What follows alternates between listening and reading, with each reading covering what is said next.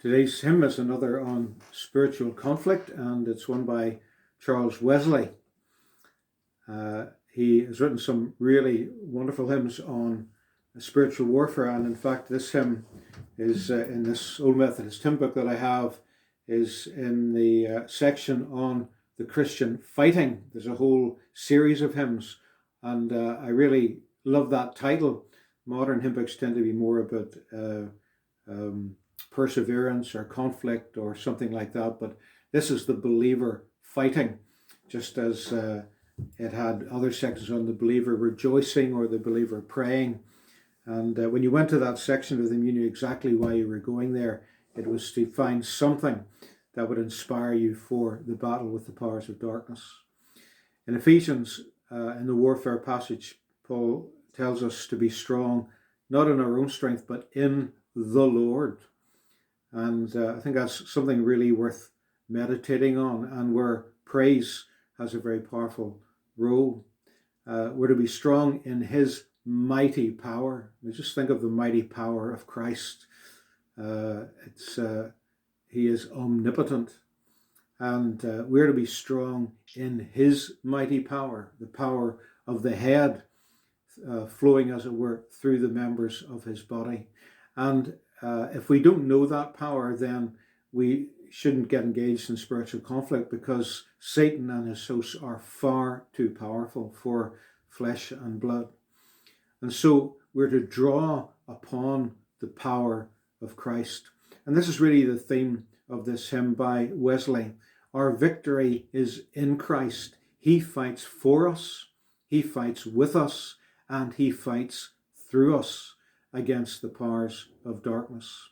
He is our omnipotent Redeemer, as he's called in the second verse here. And omnipotent means omnipotent. His power is over all things, at all times, in all places. There is no limit or boundary to his power. And that is the power that we are to be strengthened with in the conflict with powers of darkness. And in this hymn, Wesley looks back to times in the past where we've experienced deliverances from Satan and victories over Satan and the world when they've attacked us, and when we felt that we had no way of escape, like it when Israel stood at the edge of the Red Sea and just could see no way through or imagine any way that God could intervene to save them. And Wesley's really saying that that's typical of what happens to us when we're brought into conflict with Satan. And it feels as if we're going to be completely overcome. There's no way through, there's no way out. And then we find, in response to persistent prayer and believing the promises of God, that God intervenes in a way that we hadn't expected.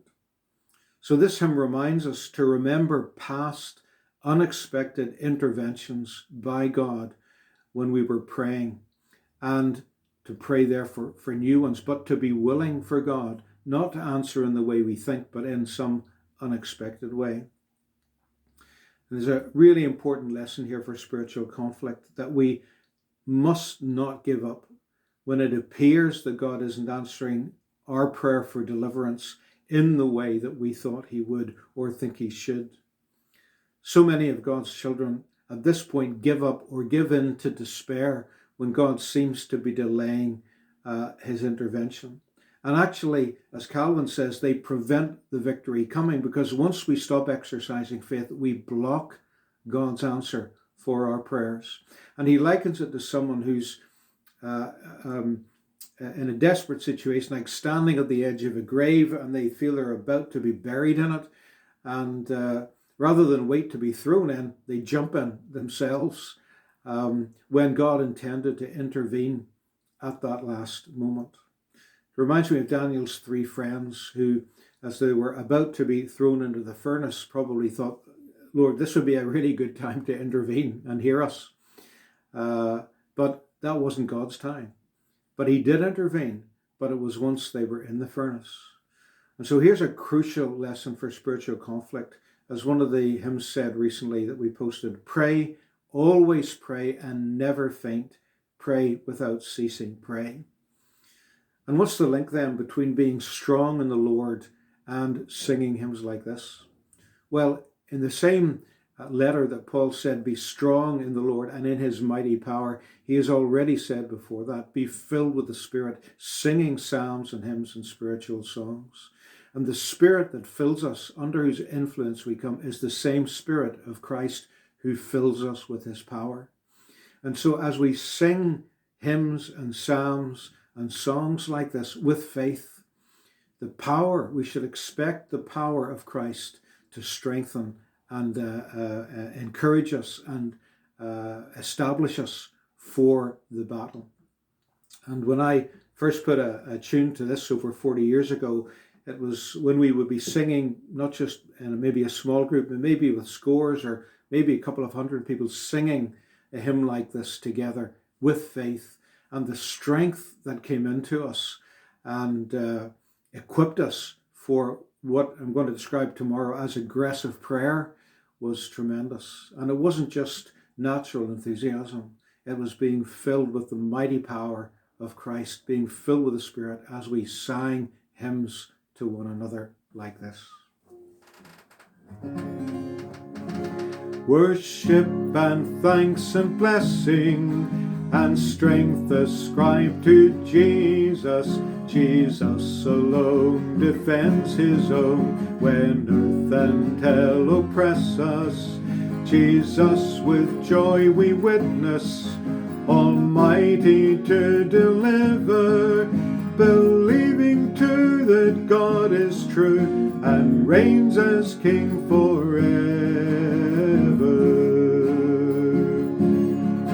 Omnipotent Redeemer, our ransomed souls adore you. Your saving power we own as ours and give you all the glory.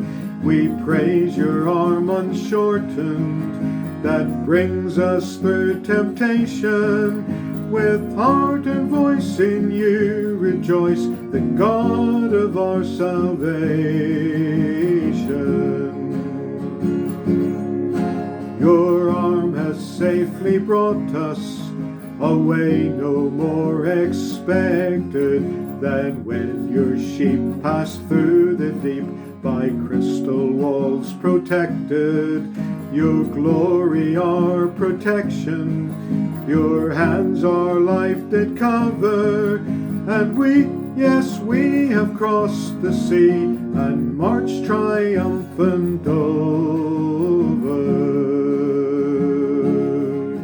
The world and Satan's malice our Jesus has confounded, and by your grace with songs of praise our thankful souls resounded.